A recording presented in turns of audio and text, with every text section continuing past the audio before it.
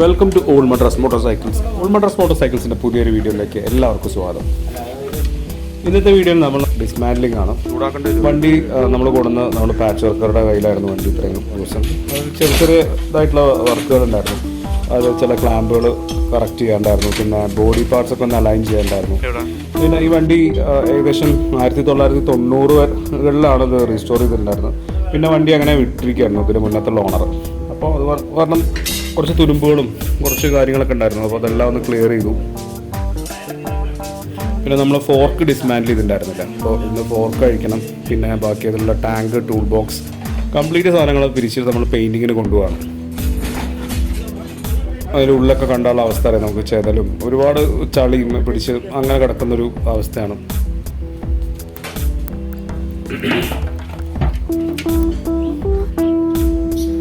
കുറച്ച് നട്ട് ബോൾട്ടുകളൊക്കെ കഴിക്കാൻ കുറച്ച് ബുദ്ധിമുട്ടേണ്ടി വന്നു. കാരണം ഇത്രയും കാലം അത് എന്താണ് ടൈറ്റായി ഇരുന്ന കാരണം തുരുമ്പും കയറി നമുക്ക് കുറച്ച് ചൂടാക്കിയെല്ലാം അഴിക്കേണ്ട ഒരു അവസ്ഥ ഉണ്ടായി.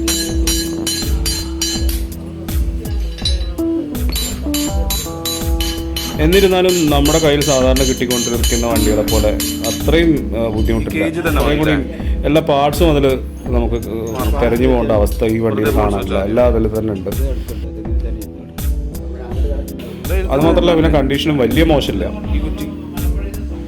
നമുക്ക് ഓരോ ബോൾട്ടും ഓരോ നട്ടും അഴിക്കുമ്പോൾ തന്നെ കാണാം അധികം ഡിസ്മാൻഡിൽ ചെയ്യാത്തൊരു വണ്ടിയായിട്ടാണ് അത് കാണാൻ കഴിയുന്നത്. കാരണം ബോൾട്ടുകളും നട്ടുകളെല്ലാം നല്ല കണ്ടീഷനിൽ തന്നെയാണ് ഇരിക്കുന്നത്.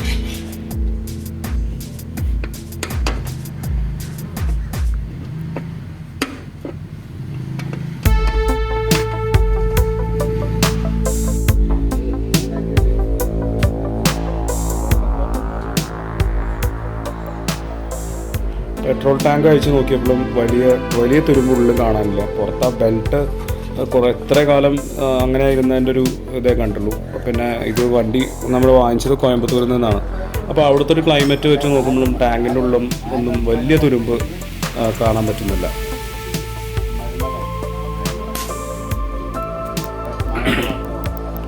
എൻജിൻ്റെ ബെഡ് ഭയങ്കര അതിനുള്ളിൽ തുരുമ്പുള്ള കാരണം നമുക്കതും ചൂടാക്കി അതിനെ അടിച്ചെടുക്കേണ്ടി വന്നു.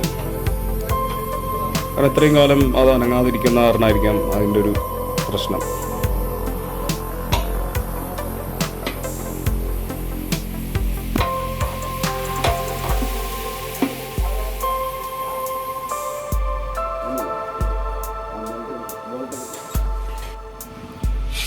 വണ്ടി ശരിക്കും ഏകദേശം പെയിൻറ്റിങ് ഒരുവിധം അവർ കഴിച്ചു വെച്ചിരിക്കുന്ന ഒരവസ്ഥയാണ് ഉള്ളിലൊക്കെ. പക്ഷേ ഇത്രയും കാലം ഏകദേശം ഒരു 10-30 വർഷത്തോളം വണ്ടി ഇങ്ങനെ ഇരിക്കുന്ന കാരണം നമ്മൾ ഒന്നുകൂടിയും അതിനെ സ്ക്രാപ്പ് ചെയ്ത് പെയിൻ്റ് അടിക്കാനുള്ളൊരു പ്ലാനിങ്ങിലാണ്. കാരണം നമ്മുടെ കയ്യിലിരിക്കുമ്പോൾ തീർച്ചയായും നമുക്കതിനെ പൂർണ്ണമായ ഇതിൻ്റെ പെർഫെക്ഷനിലേക്ക് കൊണ്ടുവരാൻ നമ്മൾ ശ്രമിക്കണം. അതുകൊണ്ട് തന്നെ ഇനി ഒന്നുകൂടി സ്ക്രാപ്പ് ചെയ്ത് കംപ്ലീറ്റ് ആയിട്ടും പെയിൻറ്റിനെ റിമൂവ് ചെയ്ത് രണ്ടാമത് പ്രൈമറെല്ലാം അടിച്ച് പെയിൻറ്റ് ചെയ്യാനുള്ളൊരു പ്ലാനിലാണ്. ഒരുപാട് സാധനങ്ങൾ വന്നു. സംഭവം വണ്ടിയിൽ ഇത്രയും സാധനങ്ങൾ നിൽക്കുമ്പോൾ ഇത്രയും പാർട്സ് ഇതിലുണ്ടായിരുന്നോ എന്നാണ് ഇപ്പോൾ സംശയം തോന്നുന്നത്. അത്രയും അഴിച്ചു വെച്ചപ്പോൾ ഒരുപാട് പാർട്സ് പെയിൻറ്റ് ചെയ്യാനുള്ള ഒരു അവസ്ഥയാണ്. എൻജിനും വലിയ പ്രശ്നം തോന്നുന്നില്ല. എൻജിൻ ശരിക്ക് ഡിസ്മാൻഡിൽ ചെയ്യണോ എന്നുള്ളൊരു കൺഫ്യൂഷനിലാണ്. കാരണം കിക്കറെല്ലാം ഫ്രീ ആണ്, പിന്നെ കംപ്രഷനും ഉണ്ട്. എന്തായാലും എൻജിൻ്റെ ഉള്ളിൽ ഓയിലുള്ളത് കാരണം അത് അഴിച്ച് കറക്റ്റായിട്ട് പ്ലാൻ ചെയ്തിട്ട് ശേഷം വേണം അതിനെ അഴിക്കാൻ.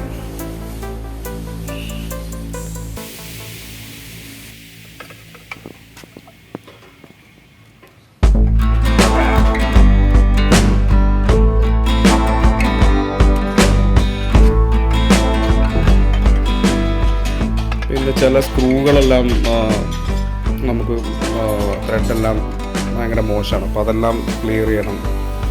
വണ്ടിയിലെ മിക്ക സാധനങ്ങളും APIൻ്റെ പാർട്സുകൾ തന്നെയാണുള്ളത്. ബ്രേക്ക് ലൈനറും അതുപോലെ തന്നെ ഒരുപാട് സാധനങ്ങളിൽ API മാർക്കിങ്ങുകൾ കാണാനിടയായി.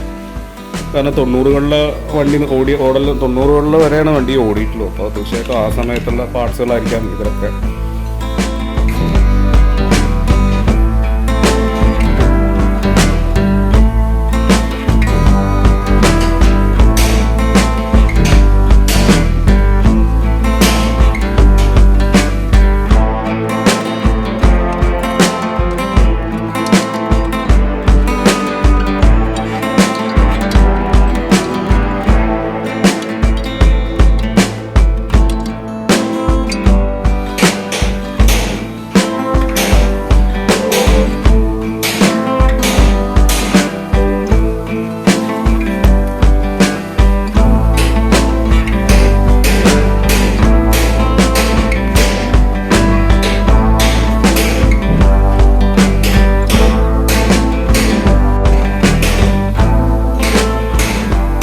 വണ്ടിയുടെ ഈ കാസ്കറ്റിൻ്റെ ഉള്ളിലെല്ലാം ഫുൾ ചെതലാണ്. അപ്പോൾ ചെതലെല്ലാം മൊത്തം ക്ലീൻ ചെയ്ത് അതിനെ ഉള്ളിലൊക്കെ ഒന്നുകൂടി ഒരു പ്രൈമറല്ലാട്ട് പെയിൻറ്റ് ചെയ്യണം.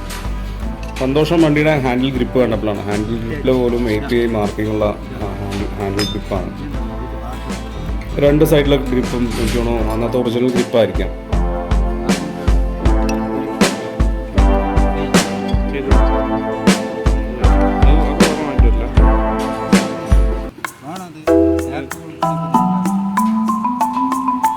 പിന്നെ ഈ ക്ലച്ച് കവറിൻ്റെ ഒരു എഡ്ജിൽ ചെറിയതായിട്ടുള്ള ഹോളൊന്ന് ഓവലായിട്ടുണ്ടായിരുന്നു. അപ്പോൾ അതിനെ ഒന്നുകൂടി അലുമിനിയം വെൽഡ് ചെയ്ത് അതിനെ പ്രോപ്പറായിട്ട് സെൻറ്റർ ചെയ്തിട്ടൊരു ഹോളിട്ടു. അപ്പോൾ അതും കഴിഞ്ഞു. ഇനി ഇതെല്ലാം തിരിച്ച് വീട്ടിലേക്ക് കൊണ്ടുപോകണം. എൻജിൻ മാത്രം വർക്ക്ഷോപ്പിൽ വെച്ച് നമ്മൾ അതിനൊന്നുകൂടി നോക്കി അതിന് ക്ലച്ച് ചെയിനെല്ലാം മാറ്റി മാത്രമേ നമ്മൾ ചെയ്യുന്നുള്ളൂ. അത് അഴിക്കണോ വേണ്ടോ എന്നുള്ളൊരു കൺഫ്യൂഷനിലാണ് ഇപ്പോഴും. എന്തായാലും ബാക്കി സാധനങ്ങളെല്ലാം ഇനി പോകുന്ന പെയിൻറ്റിങ്ങിനാണ്.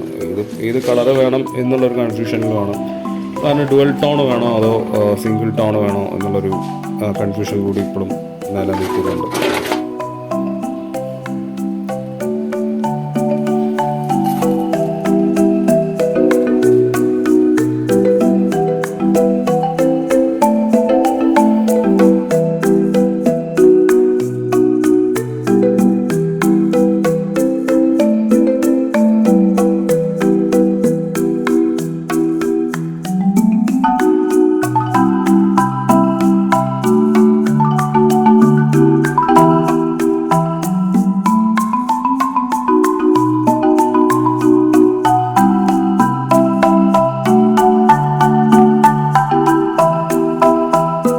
എന്തായാലും ഇന്നത്തെ വീഡിയോ നമ്മളിവിടെ അവസാനിപ്പിക്കുന്നു. ഈ വണ്ടിയുടെ കൂടുതൽ വിശേഷങ്ങളായി അടുത്ത വീഡിയോകളിൽ വരുന്നതായിരിക്കും. അതുവരെ സ്റ്റേ സേഫ് ആൻഡ് ടേക്ക്